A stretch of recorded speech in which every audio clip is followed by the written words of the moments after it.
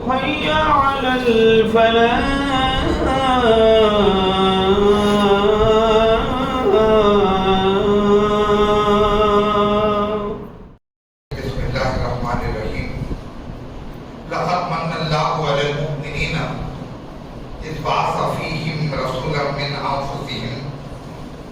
يتلو عليهم آياته ويزكيهم ويعلمهم الكتاب والحکمہ.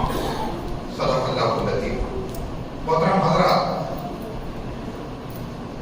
میں نے حمد و سلام کے بعد سورہ آل عمران کی ایک مکمل آیت 164 نمبر کی آپ کے سامنے رکھا.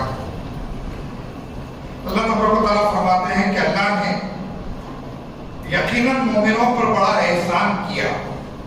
اللہ نے یقیناً مومنوں پر بڑا احسان کیا کہ انہی میں سے ایک رسول بھیجا جو ان کو آیات الہی پڑھ کر سنائیں، ان کو پاک و صاف کریں اور انہیں کتاب یعنی قرآن مجید اور عقل کی باتیں سکھائیں.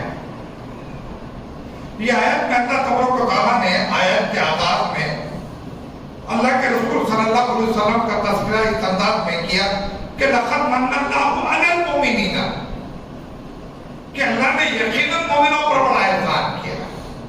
اللہ تعالیٰ کی ویسے تمام مخلوقات پر بے شمار احسانات ہیں، لیکن اس میں بہت بڑا احسان یہ ہے کہ اللہ کے رسول صلی اللہ علیہ وسلم کی تشریف آوری.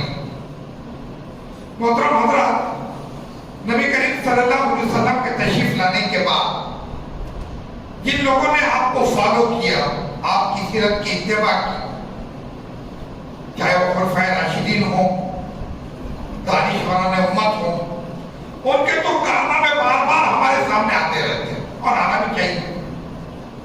لیکن وہ لوگ جو اس وقت معاشرے کا سب سے نچلا طبقہ کے حیثیت سے جانے جاتے تھے، یعنی غلام لوگ، آپ ان کے بھی اگر کارنامے دیکھیں مثال کے طور پر تو بڑی غیر معمولی حیرت ہونے کی بات ہے کہ کیسے ان کی تربیت کی گئی. آپ دیکھ لیجیے حضرت بلال رضی اللہ تعالیٰ، حضرت زید بن حارثہ، یہ وہ لوگ تھے جن کا غیر معمولی کنٹریبیوشن اسلامی تحریک کو مضبوط کرنے کے معاملے میں آپ کو ملتا. اور آپ جیسے جیسے آگے بڑھیں گے تو آپ دیکھیں گے کہ غلاموں کا جو رول ہے، جو کنٹریبیوشن ہے، وہ خود ایک الگ سے ٹاپک بنتا ہے جس پر ہم گفتگو کر سکتے ہیں. مثال کے طور پر اسپین کی تاریخ ہم بارہا پڑھتے ہیں کہ خالی 7,000 کا لشکر لے کر ایک شخص اسپین چلا گیا اور وہاں پر 70,000 عیسائیوں کے لشکر سے انہوں نے مقابلہ کیا. آپ جانتے ہیں کہ یہ مجاہد کا نام حضرت طارق ابن زیاد. یہ کون تھے؟ یہ موسیٰ ابن نصیر کے غلام تھے. پتہ ہی چلا کہ غلاموں کے اتنے عظیم الشان کارنامے ہیں. اللہ کے رسول صلی اللہ علیہ وسلم کی تربیت جس کا یہاں پر تذکرہ آیا، وہ یزکیہم، نبی صلی اللہ علیہ وسلم نے تربیت فرمائی، لوگوں کی زندگی کو سنوار دیا. وَيُعَلِّمُهُمُ الْكِتَابَ وَالْحِکْمَةَ، اور آپ نے لوگوں کو تعلیم دی، کتاب یعنی قرآن مجید کی اور حکمت یعنی سنت کی. اور یہ تعلیم پھر منتقل ہوتی رہی. اور آج ہم ایک ایسے اسٹیج پر آ چکے کہ حال ہی میں ایک جرمن اسکالر کا ایک کوٹیشن مجھے پڑھنے کا اتفاق ہوا. ڈاکٹر اسپنگر نے کہا کہ نبی کریم صلی اللہ علیہ وسلم کی جو 23 سالہ مدت ہے اس کا ایک ایک پل محفوظ کر دیا گیا. کھانا کھانے کا طریقہ، پانی پینے کا طریقہ، چلنے کا طریقہ، آپ کی معیشت، آپ کی تجارت، حتیٰ کہ آپ کی سیاست. اور ڈاکٹر اسپنگر نے آگے چل کر یہ لکھا، حالانکہ وہ کرسچن ہے، کہ جب میں یہ دیکھتا ہوں تو عیسائیوں کے پاس حضرت عیسیٰ علیہ السلام کی ساری زندگی میں سے مشکل سے 2.5 سالہ زندگی کے حالات ہم کو محسوس ملتے ہیں. مشکل سے 2.5 سالہ زندگی کے حالات، اس کے بعد کوئی پتہ نہیں. اس کے بعد یہ ڈاکٹر اسپنگر نے لکھا، گوتم بدھ کا تعلیمیہ یہ ہے کہ ان کے ماننے والے ان کو کتنا بھی مہان کہتے ہیں، ان کے تعلق سے سوائے چند واقعات کے ان کی سیرت کا کوئی پہلو آج ہمارے نظروں کے سامنے نہیں. سب تاریخ کے غار میں گم ہو چکا. اس نے پھر پلٹ کر کہا کہ یہ کیسی بات ہے کہ 1400 برس گزرنے کے بعد محمد عربی صلی اللہ علیہ وسلم کی حیات مبارکہ کے تمام تر کارنامے محسوس کرتی ہے. محترم حضرات کی یہ کچھ اتفاقاً ہونے والی بات ہے. صحابہ نے اللہ کے رسول صلی اللہ علیہ وسلم کی بات کو دیکھا سنا, انہوں نے تابعین میں منتقل کیا, انہوں نے تابعین میں منتقل کیا. اور ایسا اگر آپ دیکھیں تو مسلمانوں کے معاشرے کے متقی, پرہیزگار, دینی تعلیمات سے واقف لوگ جنہوں نے اگلی نسلوں میں اللہ کے رسول صلی اللہ علیہ وسلم کی سنت کو منتقل کیا, وہ تمام لوگوں کے ناموں کی جو لسٹ بنائی جاتی ہے اس کو کہا جاتا علم اسماء الرجال. یہ وہ واحد علم ہے جو امت مسلمہ کے پاس, اور ان کی تعداد کتنی ہے؟ 6.5 لاکھ لوگ جنہوں نے نبی صلی اللہ علیہ وسلم کی زندگی کے سارے حالات کو اگلی نسل میں منتقل کر دیا, اور وہ بھی کہتے ہیں انتہائی مستند اور اتھینٹک طریقے سے. اور آج ہم اللہ کے فضل و کرم سے 1400 برس کی طویل مدت کے بعد بھی ہم میں سے کوئی یہ شکایت نہیں کر سکتا کہ میں اللہ کے رسول کے طریقے کے مطابق کھانا کھانا چاہتا ہوں لیکن اس تک سرکار کا طریقہ نہیں پہنچا. کوئی نہیں کر سکتا. ہر عمل ہم تک منتقل کر دیا. صحابہ کرام کا یہ جو کنٹریبیوشن آپ ذرا غور کیجیے کہ نہ صرف انہوں نے نبی صلی اللہ علیہ وسلم کے الفاظ کو منتقل کیا بلکہ اللہ کے رسول صلی اللہ علیہ وسلم کے کیفیات کو بھی منتقل کیا. وہ اتنے ایکٹیو لسنر تھے, انہوں نے نبی صلی اللہ علیہ وسلم کی ساری حیات مبارکہ کا اتنا باریک بینی کے ساتھ مشاہدہ کیا تھا کہ آپ احادیث کی کتابیں اٹھا کے دیکھ لیجئے کہ آپ حدیث میں یہ پڑھیں گے کہ فلانی بات جب اللہ کے رسول نے ارشاد فرمائی تو اللہ کے رسول صلی اللہ علیہ وسلم کے چہرے مبارک کا رنگ کیسا ہو گیا, یا اللہ کے رسول نے کوئی بات ارشاد فرمائی تو آپ جس چادر پہ بیٹھے تھے وہ چادر کا ڈیزائن کیسا ہو. بلکہ یہاں تک آپ دیکھیں گے کہ حالت سفر میں اللہ کے رسول نے جو قیام فرمایا تھا وہ ٹینٹ کا یا وہ خیمے کا کلر کیسا تھا وہ بھی آپ کو حدیث کی کتابوں میں مل گیا. یہ من جانب اللہ ہی انتظام ہو سکتا ہے, اتنا مکمل انتظام. کیوں؟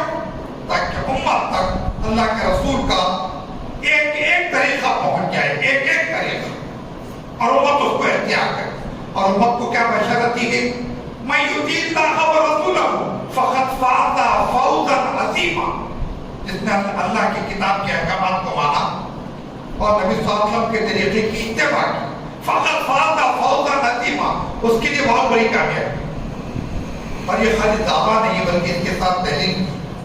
سرکار کے بعد آپ دیکھتے ہیں کم سے کم 300 سے 400 برس کی مدت ایسی رہی کہ زندگی کے ہر میدان میں امت مسلمہ کو ڈومینیٹ کر رہا. ایوری فیلڈ آپ کوئی بھی میدان دیکھیں. آج آپ دیکھتے ہیں کہ فرانس کے اندر بعض ایسے کتبات ملتے ہیں کہ مسلمانوں کے دور میں فتح کرتے کرتے یورپ کے آگے نکل کے ریموٹ علاقوں میں بوڈاپیسٹ تک پہنچ گئے, فرانس تک پہنچ گئے ہر دور.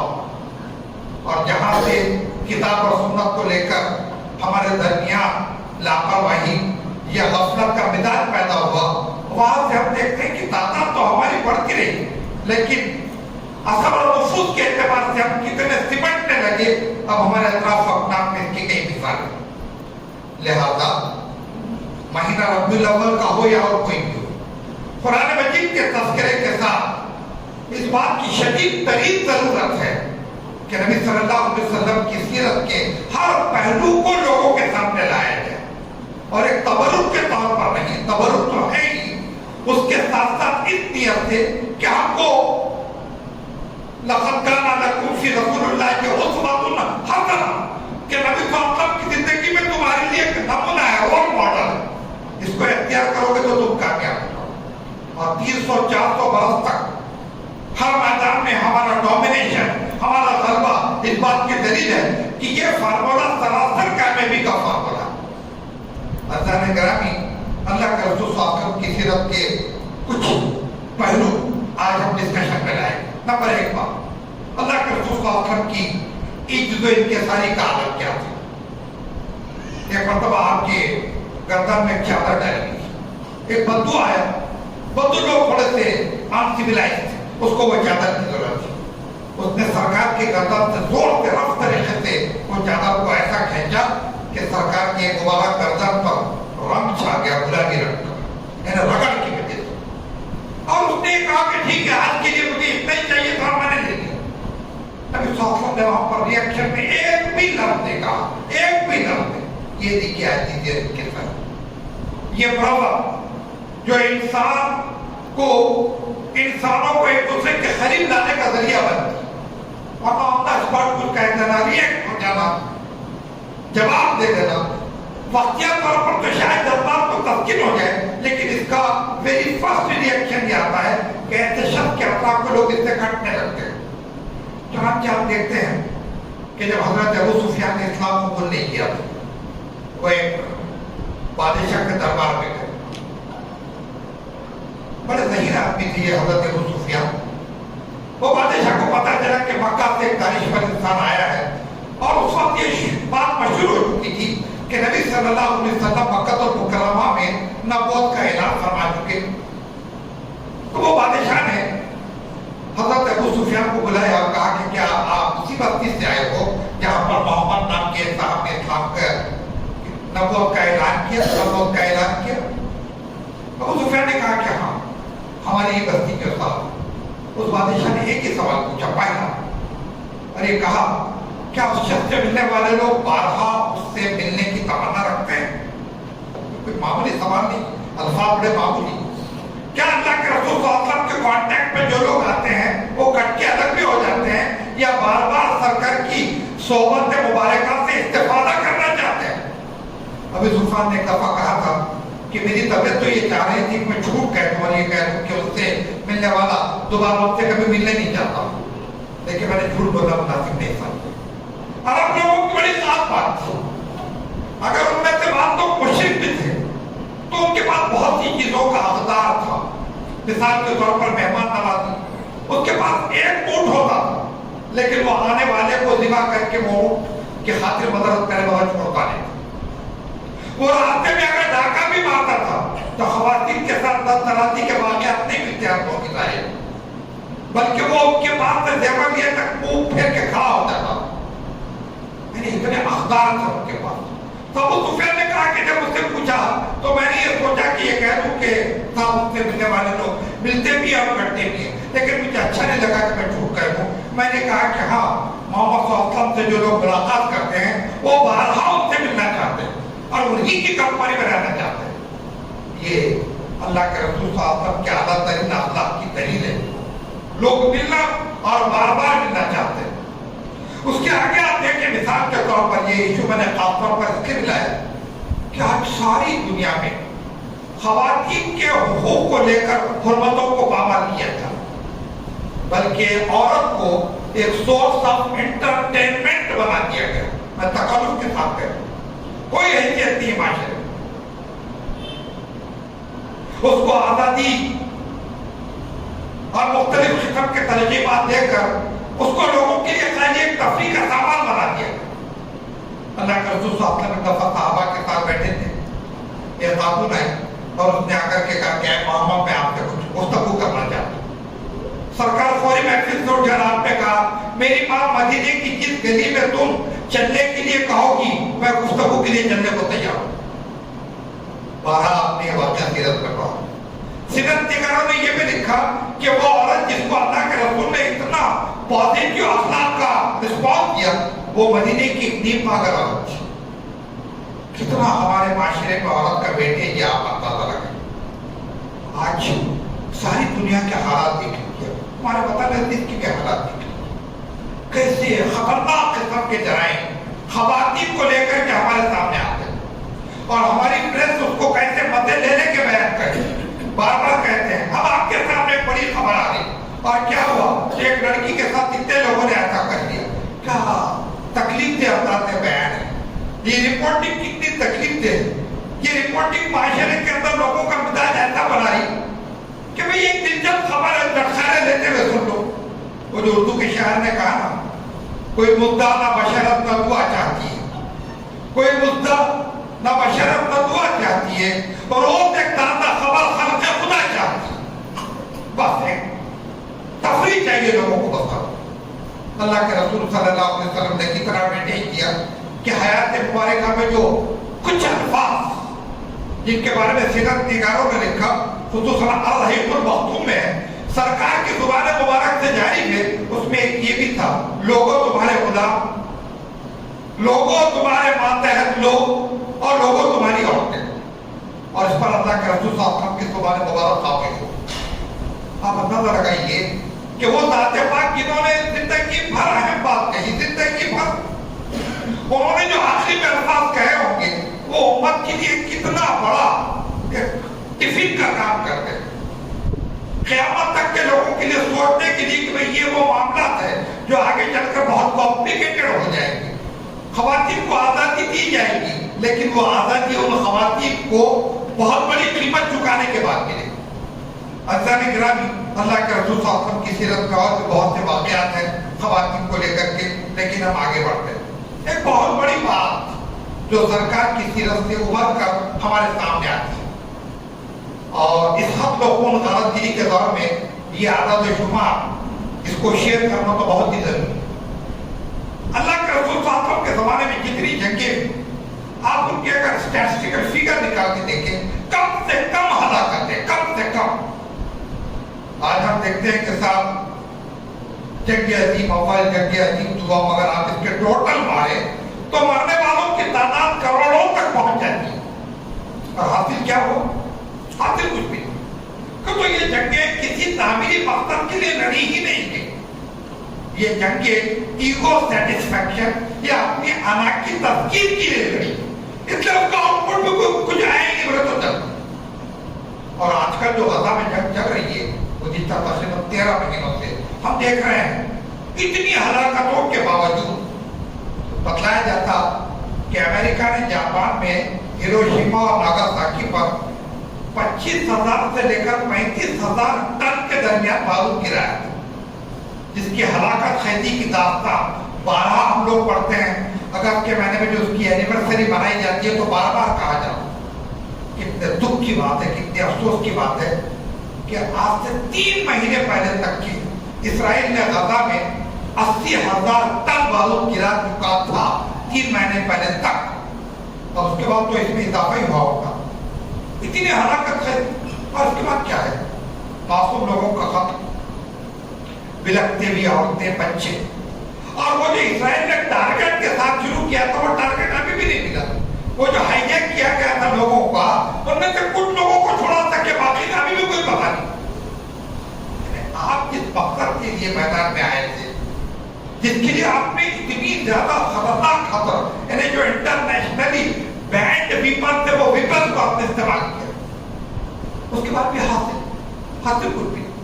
تو تمام جگہوں کا یہی معاملہ ہے، استثناء صرف اللہ کے رسول صلی اللہ علیہ وسلم کے دور کی جائے یا صحابہ کے دور کی جائے۔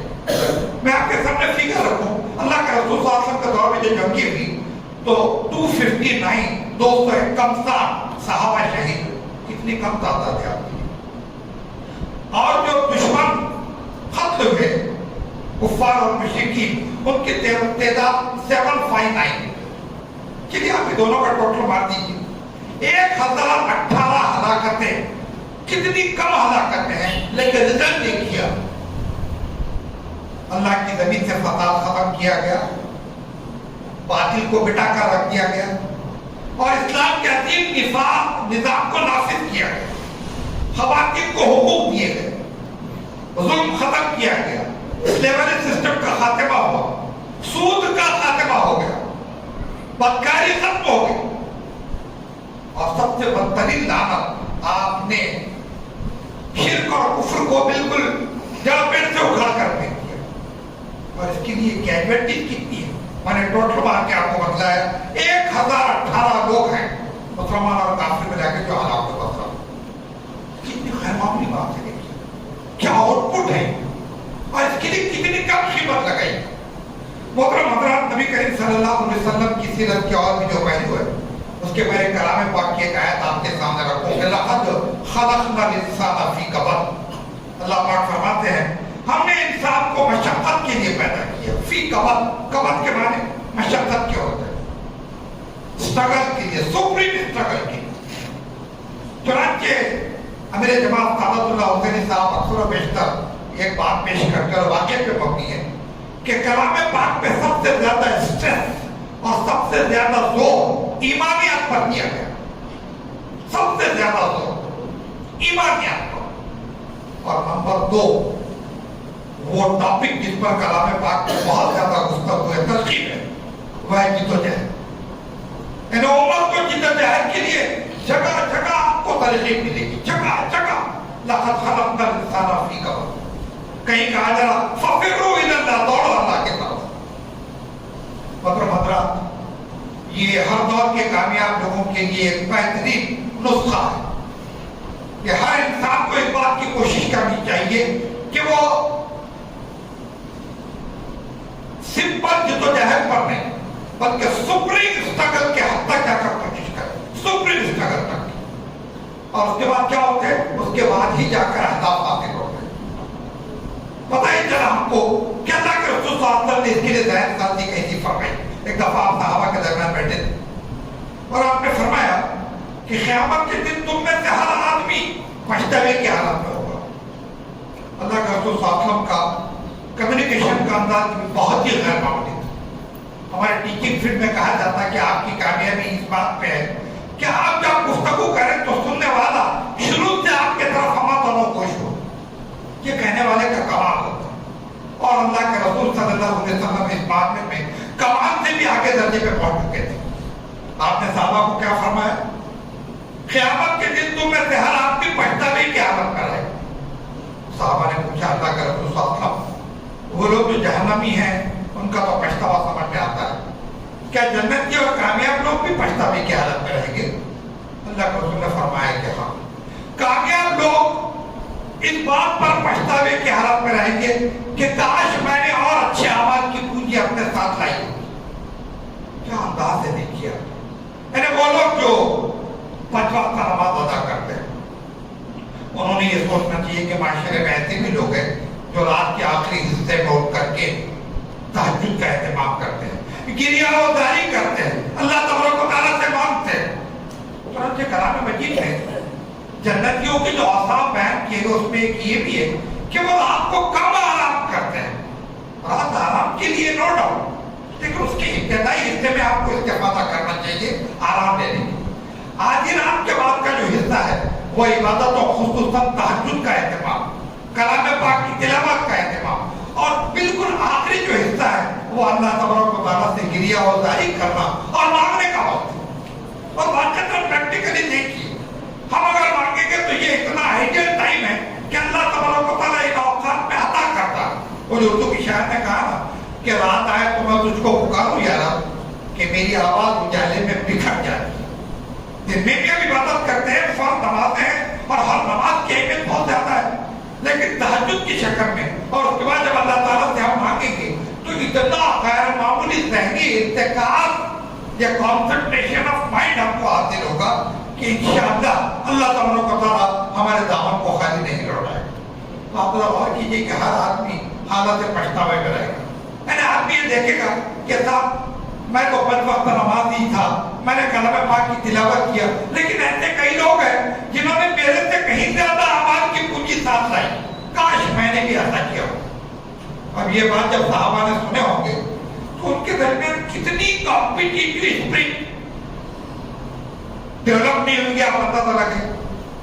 حضرت علی کا قول مجھے یاد آتا, ایک مرتبہ ایک انگریزی اخبار کے ادارے کے اوپر ایک قول آیا, لکھا ہوا تھا The identity of man lies in his excellence. میں نے سوچا کہ یہ تو بہت ہی غیر معمولی بات ہے, کس کا قول ہو سکتا ہے. نیچے لکھا ہوا تھا حضرت علی رضی اللہ تعالیٰ. The identity of man lies in his excellence. انسان کی پہچان اس کے امتیازی کام سے. کیا اعلیٰ ترین مفکرانہ نکلا ہے.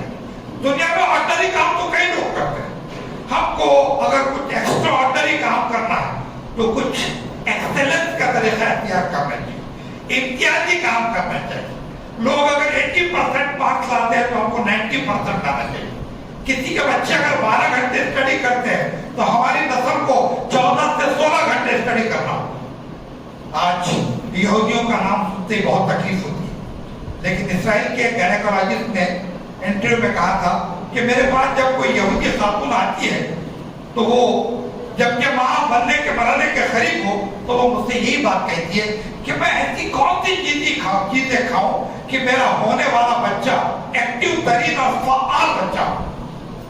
لوگ نسلوں کو کیسا تیار کرتے ہیں، اس کے لیے کتنی جدوجہد کی ضرورت ہے۔ اور یہ تمام باتوں کو جانے دیجیے کہ یہودی خاتون نے کیا کہا۔ اللہ کے رسول صلی اللہ علیہ وسلم کے انداز دیکھیے کہ ہر آدمی پہنچتا کی حالت کر رہے ہیں۔ محترم حضرات، آپ اس کے آگے اگر آپ دیکھیں مثال کے طور پر تو ہم کو اللہ کے رسول صلی اللہ علیہ وسلم کی استقامت، اس سے بھی بہت کچھ سیکھنے کو ملتا ہے۔ آپ جانتے ہیں کہ جنگ احد میں ایک جیتی ہوئی بازی مسلمانوں کے ہاتھ سے نکل گئی۔ حضرت خالد بن ولید رضی اللہ تعالیٰ عنہ نے جو احد پہاڑی کے بیک سائڈ سے اٹیک کیا، اس میں ہوا ہے کہ مسلمانوں کے ہاتھوں آتی ہوئی بازی ہاتھ سے نکل گئی، لیکن کچھ ایسی صورتیں پیدا ہوئی کہ دشمن غالب ہونے کے باوجود بھی میدان جنگ چھوڑ کر بھاگتے رہے۔ بھاگتے بھاگتے ابو سفیان، جن کا میں نے بھی تھوڑے پہلے ذکر کیا، وہ بڑے سردار تھے، انہوں نے کہا کہ محمد صلی اللہ علیہ وسلم سن لو، آج ہم احد کے میدان سے جا رہے ہیں لیکن بہت جلد ہم تم پر پلٹ کر حملہ کریں۔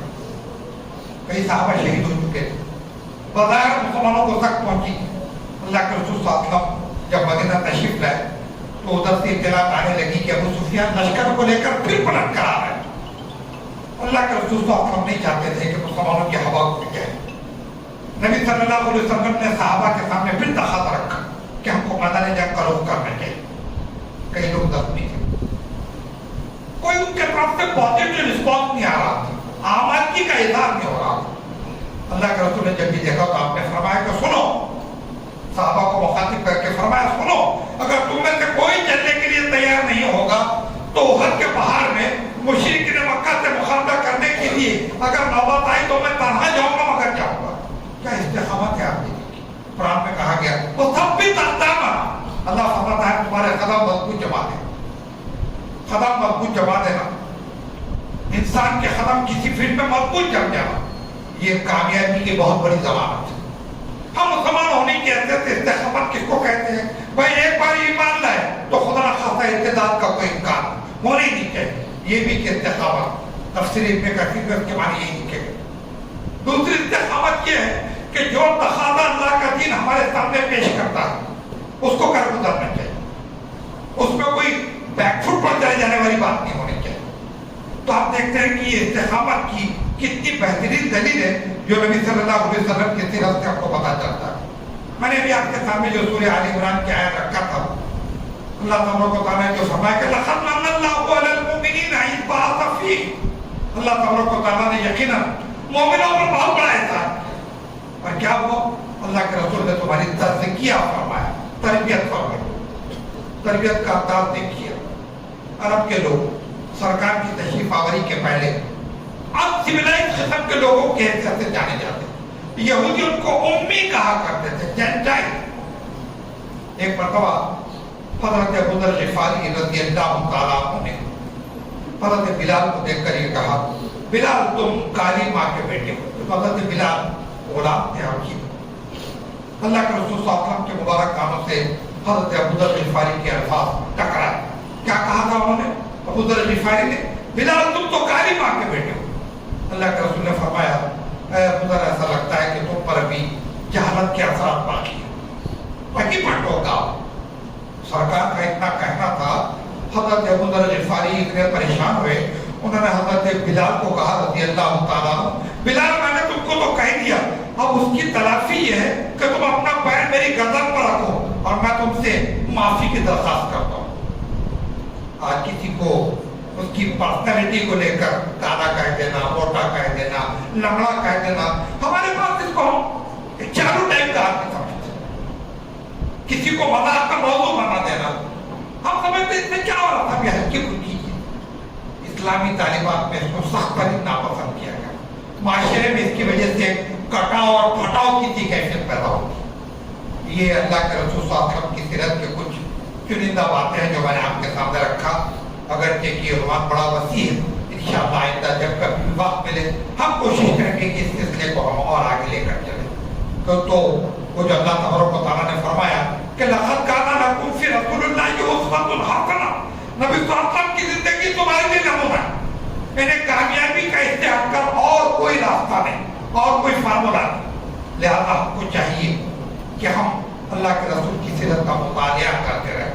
और मुताले का मकसद क्या है? मुताले का मकसद ये है कि हम पढ़े, अमल करें और लोगों तक पहुंचाते रहें। हज्जतुल विदा के खुतबे में बुखारी शरीफ में जो अल्फाज की थे, अल्लाह के रसूल ने यही जिम्मेदारी मुझको और आपको सौंपी थी। क्या कहा था आपने?